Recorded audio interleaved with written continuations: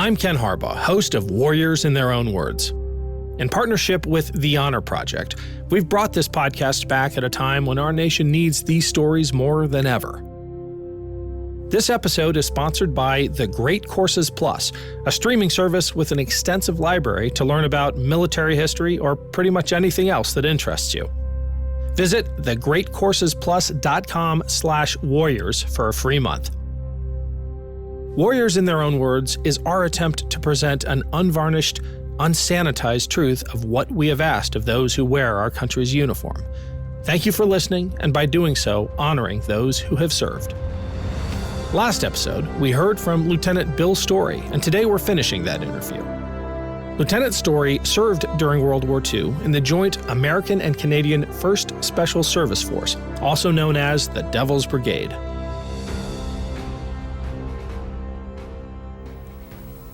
Well, 2nd Regiment made the attack. 1st Battalion, 2nd Regiment made the attack, and 2nd Battalion, under Colonel Moore, made the first one. The approach march, we got off trucks that were probably 10 or 12 miles away from the foot of Monte La Defensa. And we walked through the mist and the rain, sometimes through mud, sometimes on roads, to get to the base of that mountain and go up. The rain stopped during the night of that first night before the major attack, and we had a chance to dry out somewhat. We started up the hill the next night, and it wasn't raining, but by the time we had made it over the top, up to the top, and had achieved our goal, then it started to rain, and it became very foggy and misty and drizzly, and we went up there with no raincoats. We had ponchos. We had no shelter hats. You could fasten 2 ponchos together to make a sort of tent that would keep the rain off you. But after we'd been up there for 2 or 3 days and been out on patrol and had fended off the counterattacks, the beginnings of the counterattacks, we were miserable. We were really miserable. I still live with a kidney problem that relates to the top of Monte La Defensa and being cold and wet for 6 days. Frederick went up and he looked at his men and I'm sure he said, now what can I do to help? They've got to stay here, and we still have to take Monte Ramatania, and we've got to help the Brits on the left flank. What can I do? And Frederick liked a good drink. And so the thing that came to his mind was, maybe we can get some whiskey up here.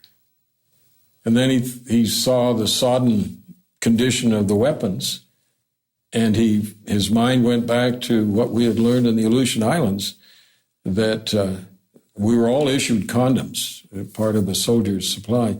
We didn't have any use for condoms on Amchitka or on Kiska, but what we found was that they made great piece of equipment to keep the barrels of your guns dry, and also to keep your personal effects, like your wallets and so on, from soaking.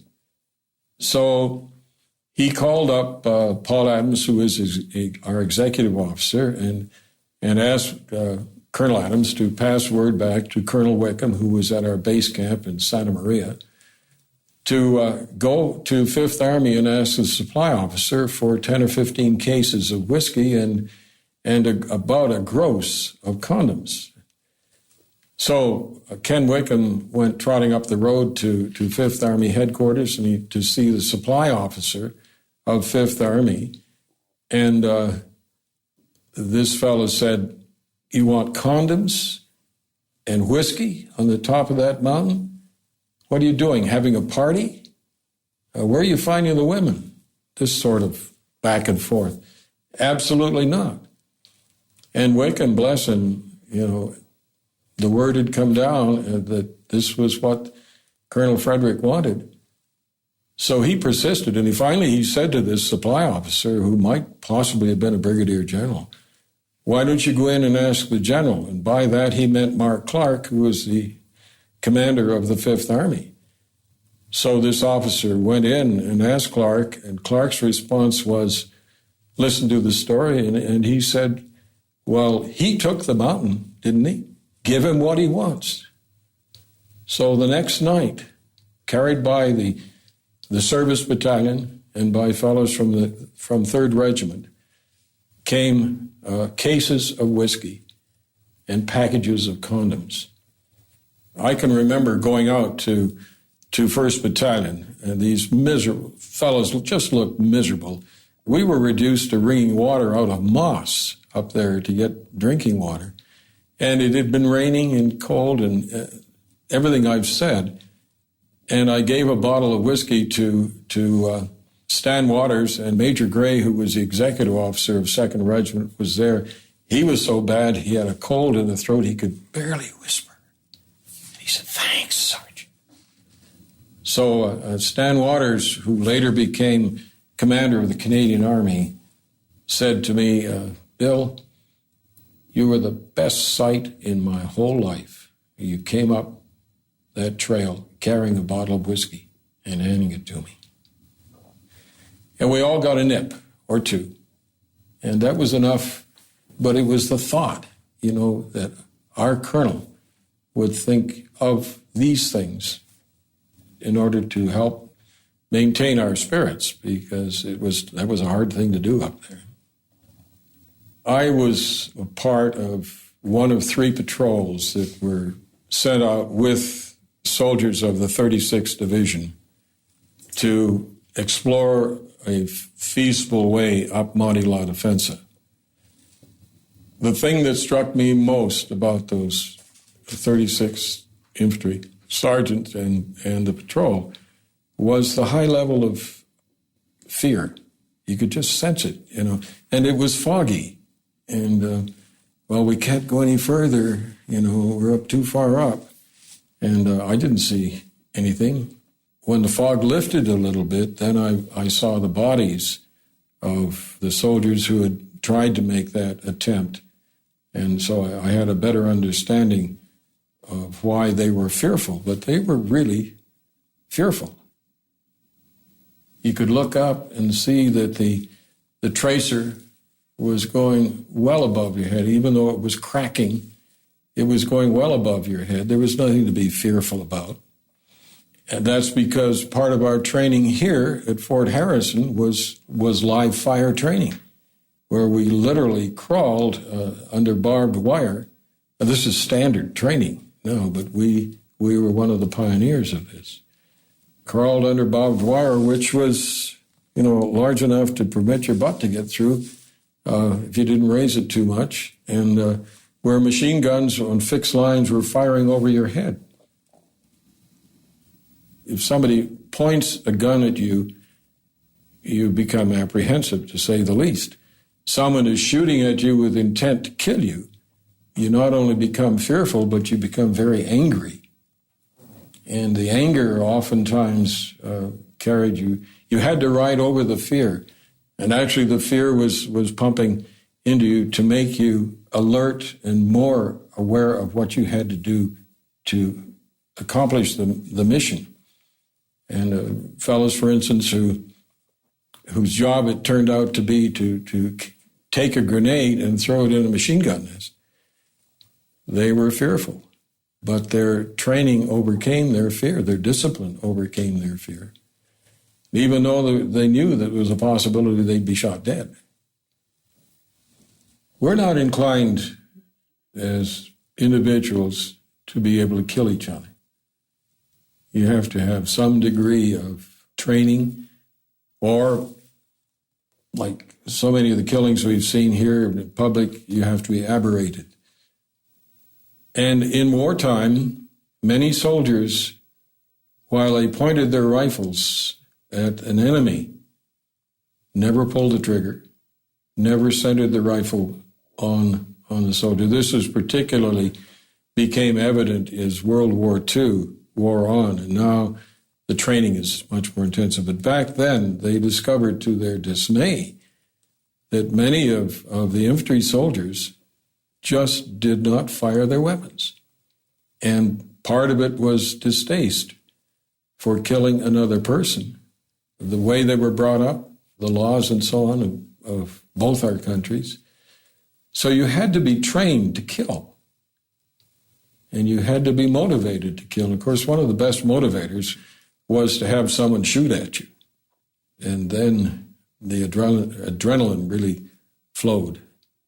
But it's difficult to look down a rifle and sight in a German soldier that he doesn't know that you see him, and then to proceed to shoot him, pull the trigger. You know, the Germans were highly trained in this. One of the German techniques was, if they had to withdraw, was to leave snipers in back. And we cleared a lot of snipers off Monte Light Infantry. And I can recall going back, I had to go down to the aid station and come back up, and I can recall I was with a party, and all of a sudden, out of the corner of my eye, there was movement up in a line of rocks. And I shouted to the party, I think there's movement up there. It may be a sniper. So everybody shouted and everybody looked and pointed, and then I saw the movement of this body move slowly back out of sight. And then we started on our way again, and as we started, out this thing came. And that happened 3 times. The third time he gave up because we were alert and we were ready to shoot at him. But typically, as when I went out through 3rd Company, the morning after I got my commission, that sniper there had already killed 2 forcemen. So it does take training to kill your fellow person. I went up Monte Light Infantry as a staff sergeant and came down as a first lieutenant, Canadian style. After Colonel Williamson had come back up the hill, after conferring with Colonel Frederick, I was around the corner from his headquarters down the slope a little bit, and I had teamed up with Captain Tom Gordon, another Canadian, and we'd made a sort of a shelter half by putting our ponchos together and propping them up with rocks. And we had a can of Sterno, and we were busy heating up a can of coffee.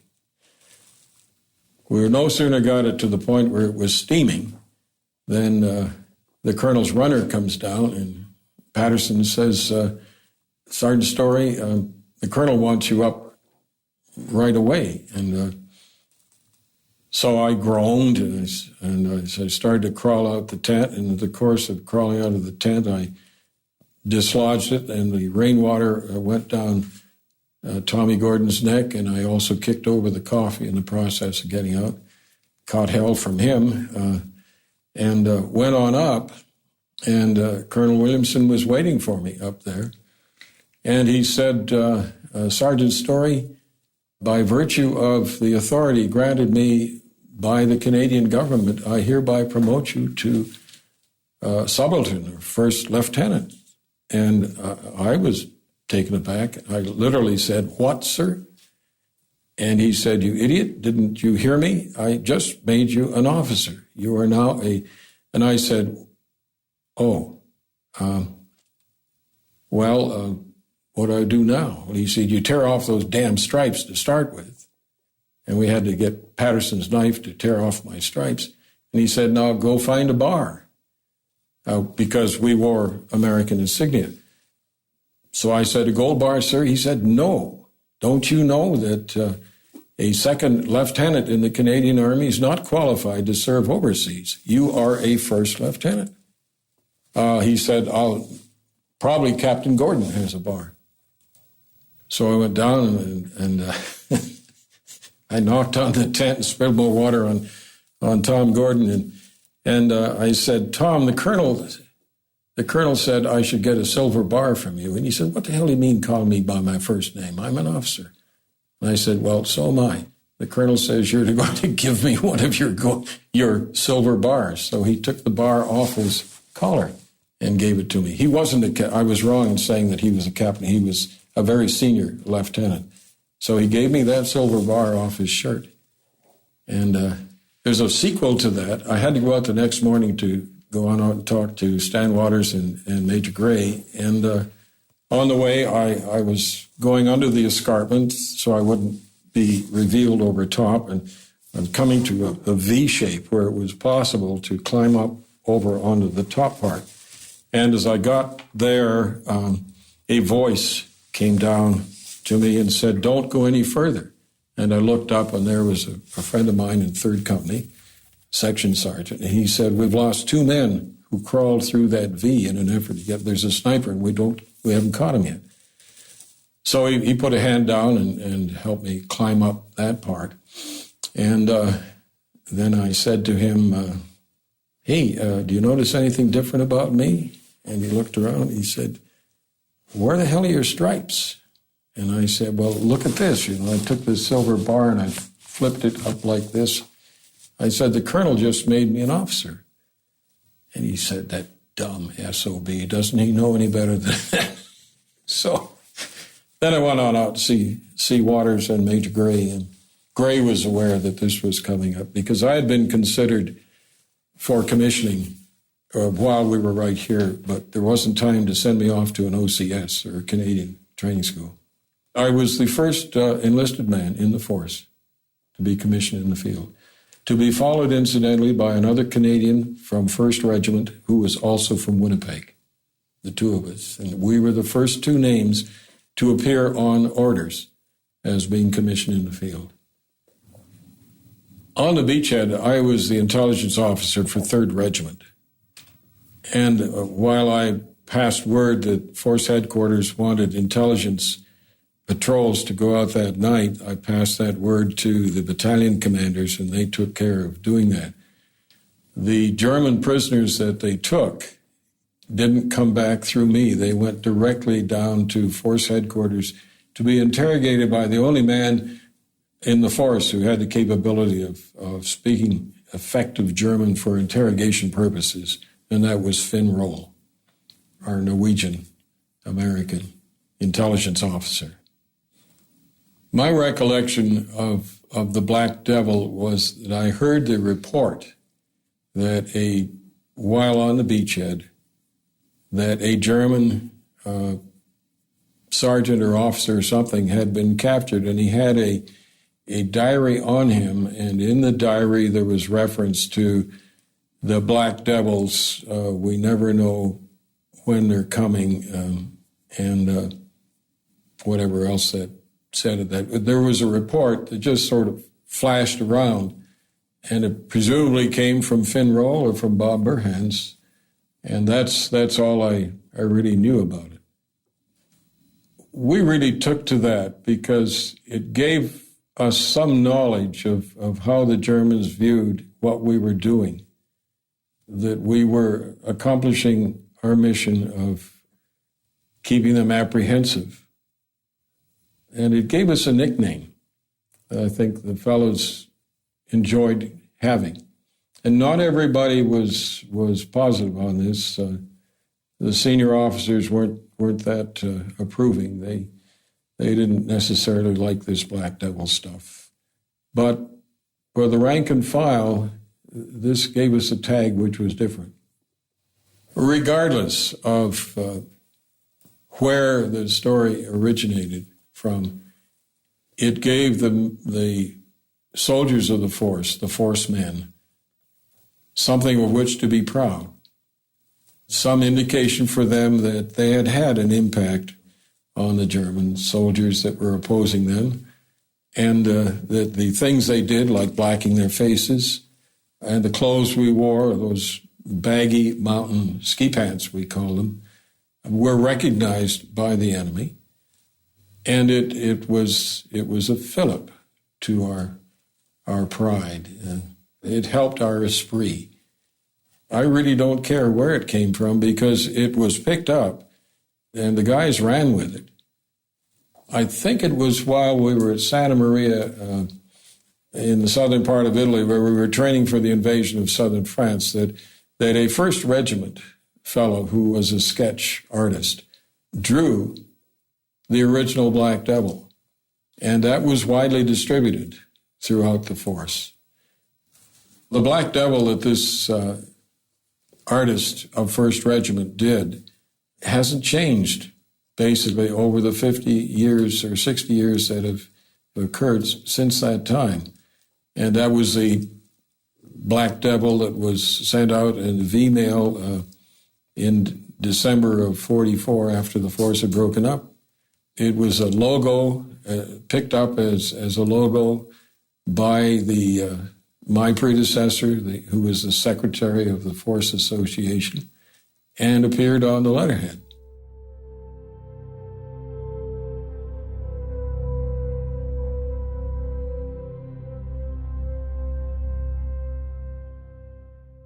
With the busy fall season just around the corner, you might be looking for wholesome, convenient meals for jam-packed days.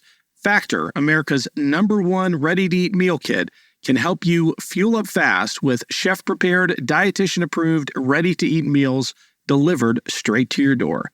You'll save time, eat well, and stay on track with your healthy lifestyle. Too busy with your end-of-summer goals to cook but want to make sure you're eating well? With Factor, skip the extra trip to the grocery store and the chopping, prepping, and cleaning up too, while still getting the flavor and nutritional quality you need. Factor's fresh, never-frozen meals are ready in just 2 minutes, so all you have to do is heat and enjoy, then get back to crushing your goals. Level up with Gourmet Plus options prepared to perfection by chefs and ready to eat in record time. Treat yourself to upscale meals with premium ingredients like broccolini, leeks, truffle butter, and asparagus. With Factor, you can rest assured you're making a sustainable choice. We offset 100% of our delivery emissions, source 100% renewable electricity for our production sites and offices, and feature sustainably sourced seafood in our meals. This August, get Factor and enjoy eating well without the hassle.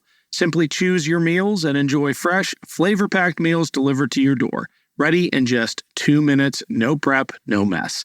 Head to factormeals.com/warriors50 and use code warriors50 to get 50% off. That's code warriors50 at factormeals.com/warriors50 to get 50% off.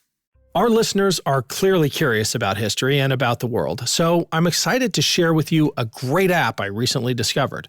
The Great Courses Plus is a streaming service with a huge library of classes on pretty much everything you can think of, including military history.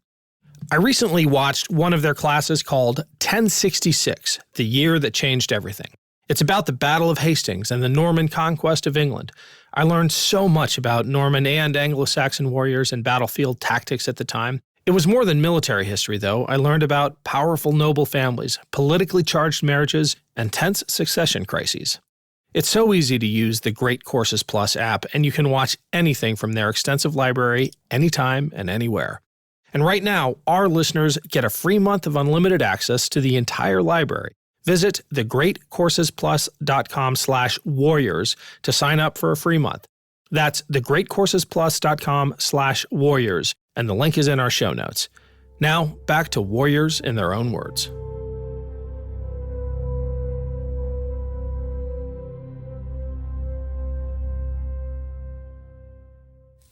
Well, let me say first of all that The Devil's Brigade is a good, entertaining World War II style movie. And that's shown by the number of times that it still appears, even though it's a 1960s movie. It still appears all over the world 2 or 3 times a year. But as a piece of history, it's sheer nonsense. It's Hollywood, 100% Hollywood approach to the 1st Special Service Force. First of all, right here at Fort Harrison, there were not 2 separate elements, a Canadian element and an American element headed by a Canadian officer and an American officer. We were totally integrated. Second, the American soldiers of the force are depicted in the Devil's Brigade as being rejects from the stockades, crooks and criminals, elements in the U.S. Army, ne'er-do-wells. That was not the case.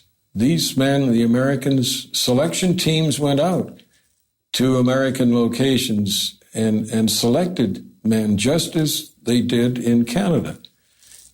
It may be true that some people were sent by their commanders, but I have a feeling that a lot of those people may possibly have wound up in the service battalion. But we didn't have that kind of element, that dirty dozen aspect which they gave to the Devil's Brigade. Entirely untrue. It was absolutely ridiculous to bring soldiers together from two countries and then pit them against each other, especially since we'd already been integrated. That was nonsense. It wouldn't have produced the kind of force that we eventually had. So the movie was entirely wrong. The movie was similarly wrong in showing that the Canadians marched in with a bagpiper. Absolute nonsense. They showed that the Canadians were rigid, very highly controlled and drilled. That too was nonsense. We were ordinary soldiers. We were trained soldiers, and we enjoyed the people that we worked with.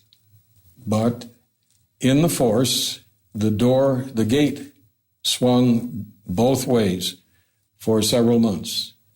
And those who didn't want to stay left. Those who were not wanted were thrown out. A number of years ago, when I had just moved to Roanoke, Virginia, from Northern Virginia, I was asked to talk to a service club. I forget the name of it, but an organization like Kiwanis or Rotary, about the Special Service Force. So I told the story of the force, how we started and what we did and so on. And when I came to the day of the breakup, I broke up.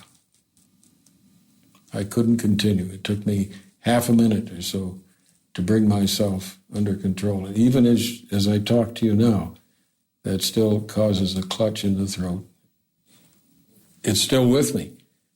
The impact of learning about the breakup and the fact that we were going back to the Canadian Army and leaving the rest of our friends there, and I was very sad. To say goodbye to a fellow like Glenn Lee, who was my intelligence sergeant, we'd gone to the U.S. Army Intelligence School together, was very hard. I didn't break down and cry, but it was hard for both of us. We've acknowledged since that it was a very difficult experience to go through, to break that strong cord that we had between ourselves. After the breakup, we went our various ways in the Canadian and the U.S. Army. We Canadians would continue to get word about where most of the Americans were in this 474th Infantry Regiment, separate. Our Canadian adjutant kept a complete roster, accurate roster on the Canadians of the force, and this was done on the American side. Right after the war, a letter went out to everybody saying that an association was going to be formed. We couldn't wait to get back together. And we couldn't wait to get back together here in Helena.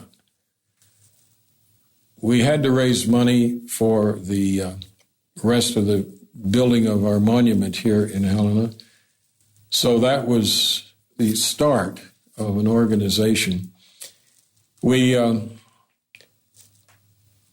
also had the fact that by 1947, Colonel Burhans had written his history of the force, and this book had been made available to all members of the force.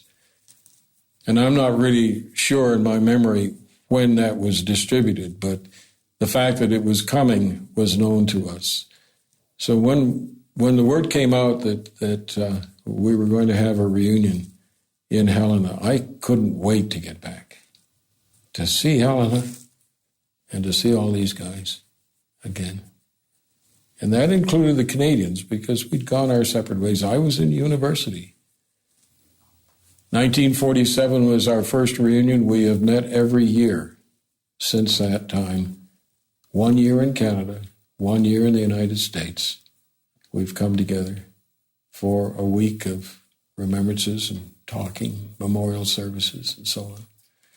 Our most recent reunion was at Fort Bragg because U.S. Army Special Forces are our direct descendants in the U.S. Army. Couldn't wait to visit with the friends we'd made here in the city of Helena. Couldn't wait to see our friends in the force. One of the disappointments was that not everybody came. But when we found out that whether we were from 1st Regiment, 3rd Regiment, or Service Battalion, we were brothers, really. And standing around the monument and realizing the history, where did the money come from? Was money that we raised to help replace the cruiser Helena. It was our monument, and it was a rare thing in the United States that it had been built with our own money, and we would run it in perpetuity. And we dedicated it there. We had our chaplains there. That was moving. The fact that we could march up, form up and march in front of it in 1st, 2nd, and 3rd Regiment, Service Battalion, and Force Headquarters, that had meaning. To see some of the fellows who had left in a bad condition from our combat actions in Italy, to see them whole again. I hadn't seen them since, in my case, I saw Ted Johnson. I hadn't seen Ted since he walked down Monte La Defense. I saw Stoney Wines. I hadn't seen Stoney, even while we were still in the force, until we saw him here. Coming back to the Helena scene, that helped launch the association. One other thing we did, Jack Akehurst, who was the senior Canadian officer, said, "The war's over.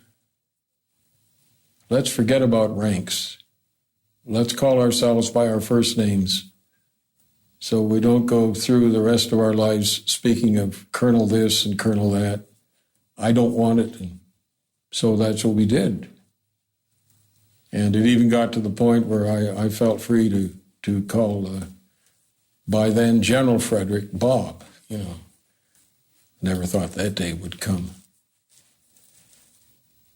And that's affected me, incidentally, in talking with other general officers. I believe in using the first name as much as possible. We met in Vancouver at a reunion, and Larry Story, who was from 5th Company, 2nd Regiment, who is a long distant cousin of mine, was the chairman. And he had the opportunity of inviting Lord Lovett, who was a Scot, but also the senior commando of World War II, to speak at our banquet. And he told me later that Lovett sat there at the head table and he listened to the room full of people. And finally he turned to Larry and he said, "The men that are here tonight, are these the same men that served in your unit, the Special Service Force?" And Larry said, "Yes, we're all veterans of the force." And he said, there's a feeling in the air that's different from any other organization, including the commandos. He said, if that same spirit existed in the Special Service Force, it was truly a remarkable unit. And that's the esprit de corps. The spirit is what has kept us going. I like to think that bringing Canadians and Americans together produced a new breed, working as closely as we did, a different kind of soldier. There was an energy there that most other people who went to other units afterwards say there was nothing like that in any unit that I was ever in. And Paul Adams, who was our executive officer and later became a 4-star general, told me one time, he said, "I've been in a great many organizations. I've run great many divisions and armies and so on. And they all have reunions. But the only reunion my wife and I ever want to go to is the force, because it's different. That was World War II veteran Lieutenant Bill Story. The Devil's Brigade disbanded in 1944, and in 2013, the unit received the Congressional Gold Medal for its service. Lieutenant Story was inducted into the Special Forces Decade Association as a life member in 2015. He passed away in 2016 at the age of 94. Next time on Warriors in Their Own Words, we'll hear from Dr. John Heavey, who served as a battalion surgeon in Iraq. Make sure you're subscribed to the podcast to see this interview in your feed. If you enjoyed this episode, don't forget to rate and review. It really helps other listeners find the show. This episode of Warriors in Their Own Words was brought to you by The Great Courses Plus. Try it for yourself. Go to thegreatcoursesplus.com/warriors for a free month. That link is in our show notes. Warriors in Their Own Words is a production of Evergreen Podcasts in partnership with The Honor Project. Our producer is Declan Roars. Senior producer is Isabel Robertson. Audio engineer is Dave Douglas. Special thanks to Evergreen executive producers Joan Andrews, Michael DeAloia, and David Moss. I'm Ken Harbaugh, and this is Warriors in Their Own Words. Hello, this is Gary Chahot welcoming you to check out the French History Podcast. Our main show covers the history of France from the first humans until present. If you liked Mike Duncan's The History of Rome and wanted a similar program covering the land of beauty, culture, and love, we are exactly that. We also host world-renowned scholars who have delivered guest episodes on their specialties, including 18th century pirates, revolutionary booksellers in 20th century Paris, the special friendship between the Marquis de Lafayette and Thomas Jefferson, and numerous others. Learn what you love and listen to the French History Podcast today.